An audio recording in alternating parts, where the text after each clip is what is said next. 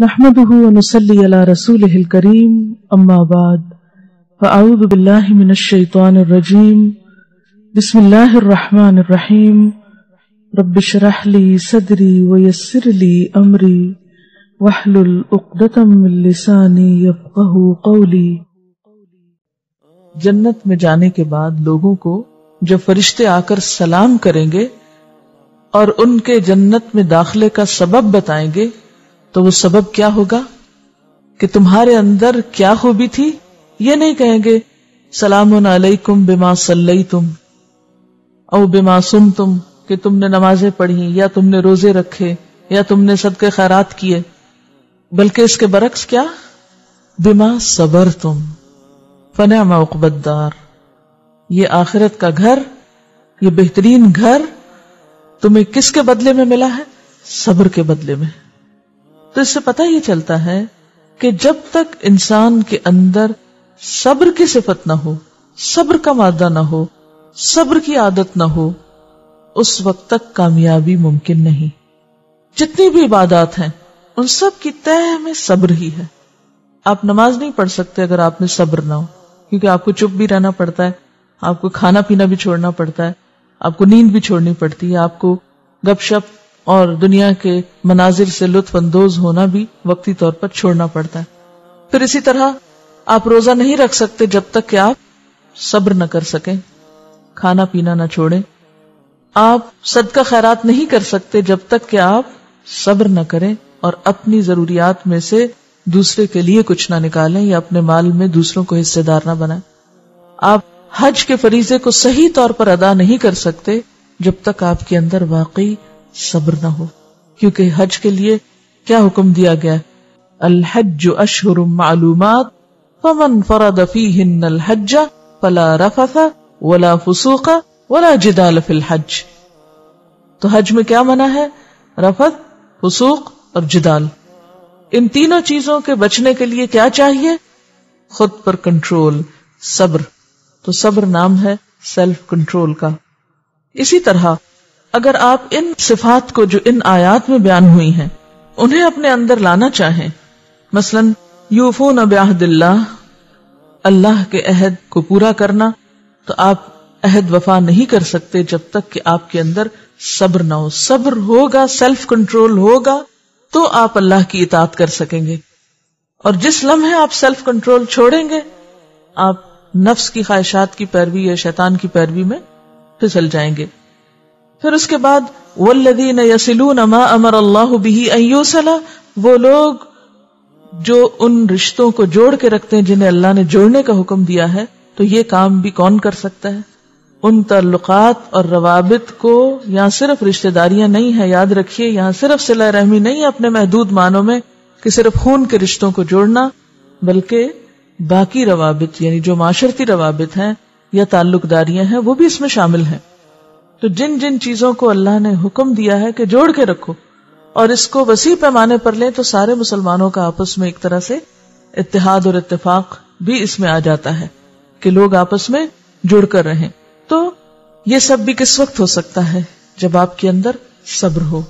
اسی طرح آخرت کا خوف اور یہ تمام چیزیں بھی صبر سے تعلق رکھتی ہیں۔ پھر اقامت صلاۃ ہے، انفاق فی سبیل اللہ ہے، اور پھر وَيَدْرَؤُونَ بِالْحَسَنَةِ السَّيِّئَةَ، جہاں خرابی ہو جائے، جہاں گڑبڑ ہو جائے اس کو کس سے دور کرتے ہیں؟ حسنہ سے، اچھے رویے سے، اچھے طریقے سے، خوبی کے ساتھ۔ اولئک لہم عقبی الدار، ایسے لوگوں کے لیے آخرت کا گھر، ایسے ہی لوگ جنتوں کے باغوں میں ہوں گے اور ہمیشہ وہیں رہیں گے۔ تو اس سے کیا پتہ چلتا ہے کہ ہر نیک کام کی بنیاد میں صبر ہے، اور جب تک صبر نہ ہو کوئی کام اپنے پائے تکمیل کو نہیں پہنچ سکتا یا احسن طریقے سے انجام نہیں پا سکتا۔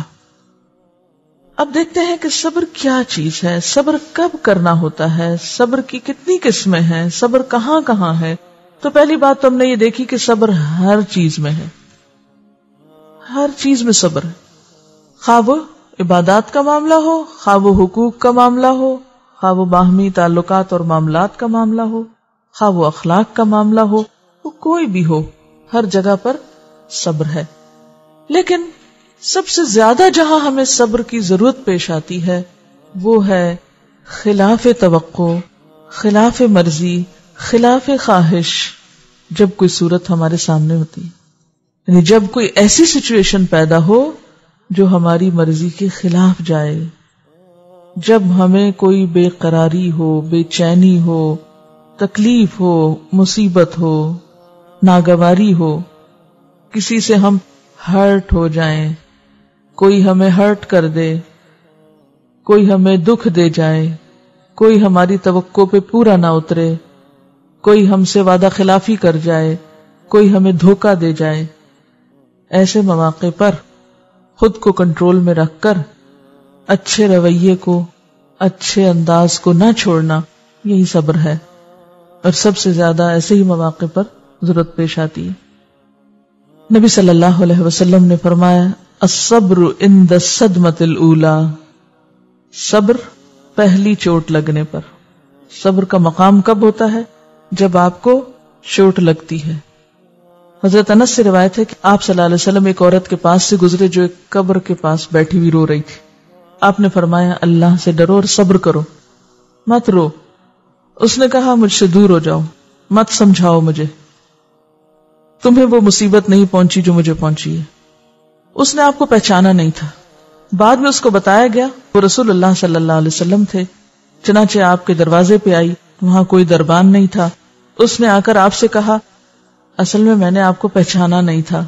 آپ نے فرمایا صبر تو یہی ہے کہ صدمے کے آغاز میں کیا جائے، جب چوٹ لگے تو اس وقت کیا جائے۔ اب آپ دیکھیے کہ عام طور پر صبر کی ضرورت کب پیش آتی ہے؟ جب ہمیں کوئی تکلیف پہنچتی، کوئی بیماری، کوئی دکھ، کوئی غم، کوئی کسی کا رویہ، اس میں اگر کوئی ہمیں کہے کہ صبر کرو تو ہم کہتے ہیں تمہیں کیا پتا اس وقت میری حالت کیا ہے، مت کرو نصیحتیں، مجھے مت مشورے دو۔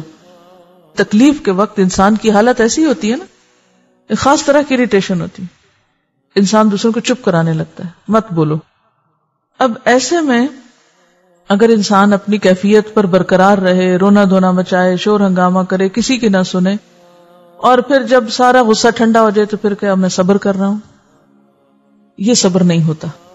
پھر اسی طرح ایک نفس کا صبر ہوتا ہے، ایک زبان کا صبر ہوتا ہے، اور ایک جوارح یعنی ہمارے اعضاء کا صبر ہوتا ہے۔ نفس کا صبر کیا ہے؟ تقدیر پہ ناراض نہ ہونا۔ تقدیر میں کیا کیا لکھا ہوتا ہے؟ مثلاً آپ کی شکل و صورت، آپ کی عمر، آپ کی شادی، آپ کہاں رہیں گے، وغیرہ وغیرہ۔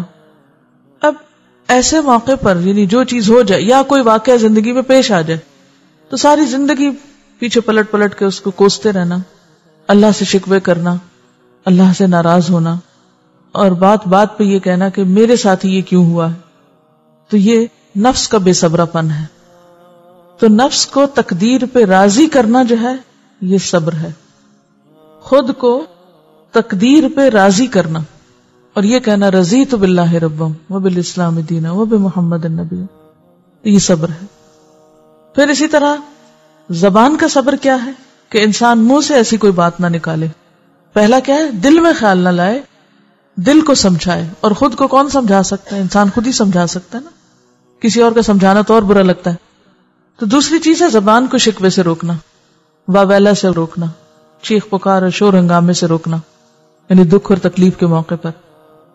اور جوارح کا صبر کیا ہے کہ انسان اپنے جسم کو ناپسندیدہ، حرام اور غلط کاموں سے روکے، یعنی نافرمانی کے کاموں میں نہ لگائے، آنکھ سے حرام چیز نہ دیکھے، کان سے حرام چیز نہ سنے، اسی طرح ہاتھ سے کوئی غلط کام نہ کرے، اپنے ہاتھ سے اپنے جسم سے کسی کو تکلیف نہ پہنچائے، یا اگر کوئی تکلیف پہنچائے تو اس موقع پر انسان جوابی حملہ نہ کرے۔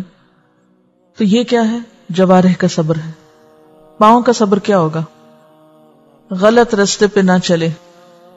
ان تین چیزوں پر صبر کا دار و مدار ہوتا ہے۔ صبر وہ کر سکتا ہے جو اپنے خیالات کی اصلاح خود کرنا جانتا ہو، جو اپنی زبان کو روکنا جانتا ہو، جو اپنے اعضاء کو غلط چیز سے روکنا جانتا ہو۔ اچھا بعض اوقات ہم ہاتھ کو بھی روک لیتے ہیں، زبان کو بھی روک لیتے ہیں، آنکھ کو بھی روک لیتے ہیں، لیکن کیا نہیں روک سکتے؟ ایکسپریشنز، چہرے کے تاثرات، رویہ، ایٹیٹیوڈ، اس پہ کنٹرول نہیں کر پاتے. یعنی ہم کسی کو زبان سے کچھ نہیں کہہ رہے لیکن ہم اپنے رویے سے سب کچھ بتا رہے ہیں. تو ایسے